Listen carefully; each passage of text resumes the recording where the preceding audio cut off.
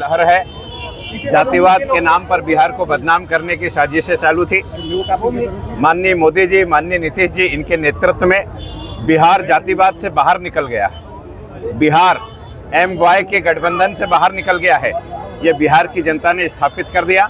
अब बिहार जात के नाम पर नहीं, राष्ट्र के नाम पर मतदान करेगा, देश के नाम पर मतदान करेगा और बिहार जातिगत ढांचे को तोड़ करके राष्ट्र निर्माण में अग्रगण्य भूमिका निभाएगा। यह बिहार का जनादेश है। यहाँ पर कांग्रेस और आरजेडी और विपक्षी पार्टियों किस चीज का खामियाजा भुगतना पड़ा है परिणाम? उनके पास न तो नीयत साफ है, न तो चुनाव लड़ने के लिए कोई नीति थी और बगैर नीति के चोरी चोरी चोरी चोरी चोरी चोरी मतदान चोरी नारे लगाए, जिनको केंद्र से, सरकार से इसलिए हटाया गया कि वो घोटालों में लिप्त थे। अगर कोई चोर अगर चिल्ला कर बोले कि अमुक आदमी चोरी कर रहा है तो उस पर विश्वास कौन करेगा? और जिनकी विश्वसनीयता है वो चोरी नहीं कर सकते, ऐसे देश की जनता को मालूम है। और बिहार में इसलिए यह हमारे पक्ष में पूरा का पूरा फैसला दिया। बड़ी दुख की बात है, कांग्रेस 1 पर सिमटी। अगर वो शून्य पे रहती तो हम शून्य से आकाश निर्माण करेंगे ऐसे नारा तो दे पाती।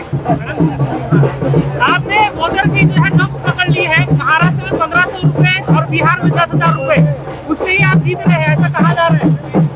देखिए, कौन क्या कहता है हमें नहीं मालूम, किसी को कहने से हम रोक नहीं सकते। इतना तो पता है कि हम कुछ ऐसा करते हैं कि लोग हमसे जुड़ते हैं करके। महानगर पालिका में पिछली बार 108 सीट भाजपा लेकर के आई, महानगर पालिका में 50 सीट पर होना चाहिए। कम से कम 121 सीट आना चाहिए। इस दृष्टि से हम लोग कार्य कर रहे हैं और हमें विश्वास है कि हम उस लक्ष्य को हासिल करेंगे। राहुल गांधी के बारे में क्या बोलोगे, जो वोट चोरी का मुद्दा लेकर जो बिहार में चुनाव लड़ रहे थे?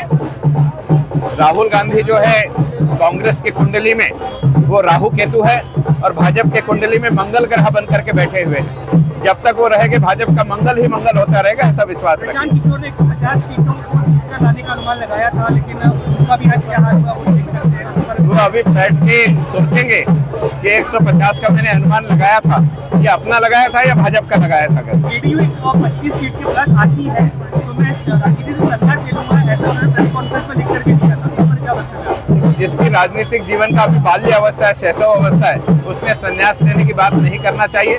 राजनीति में अच्छे लोग आना चाहिए। प्रशांत किशोर एक अच्छा व्यक्ति है, उसने जिस ताकत से शुरुआत करी इस ताकत को कायम रखना चाहिए। कारण समझदार लोग विपक्ष में हो तो सत्ता पक्ष संतुलित होकर के शासन करता है, इसलिए समझदारों को भी राजनीति में आना चाहिए। प्रशांत किशोर ने संन्यास नहीं लेना चाहिए, आगे अपनी लड़ाई जारी रखना चाहिए।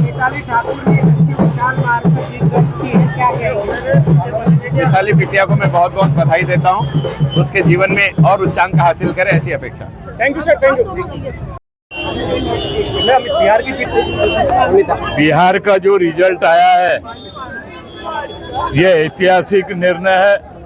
बिहार की जनता ने भारतीय जनता पार्टी और उनके अलायंस की सरकार को चुना है और लगातार आप देख रहे होंगे कि कांग्रेस का पूरे देश में सफाया हो रहा है और आने वाला वक्त भी आपको बताएगा कि महानगर पालिका के जो चुनाव अभी होने वाले हैं उसमें नागपुर शहर से कांग्रेस का पूरी तरीके से सफाया होगा।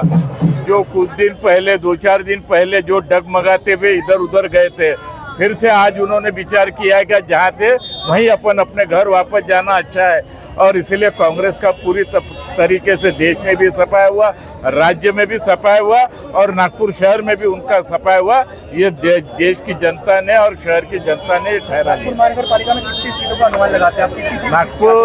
नागपुर महानगर पालिका के चुनाव में नागपुर महानगर पालिका के चुनाव में पिछली बार 2017 में 108 सीटें हमारी आई थी और आप लिख के रख लो कि इस महानगर पालिका के चुनाव में लोगों ने ये तय कर लिया है कि विकास के नाम पर ठप्पा, क्योंकि नागपुर शहर को 50 साल कांग्रेस ने अंधेरे में रखने का काम किया और इसलिए उसका परिणाम आने वाले महानगर पालिका के चुनाव में दिखेगा और 125 के ऊपर आंकड़ा पार भारतीय जनता पार्टी का। इस बार आरजेडी कांग्रेस के अलावा मुख्य विपक्षी के रूप में जन स्वराज भी दिखाई दे रही थी, लेकिन उसका भी सुपड़ा साफ होता दिखाई अरे बिहार में तो सभी का सुपड़ा साफ हो गया।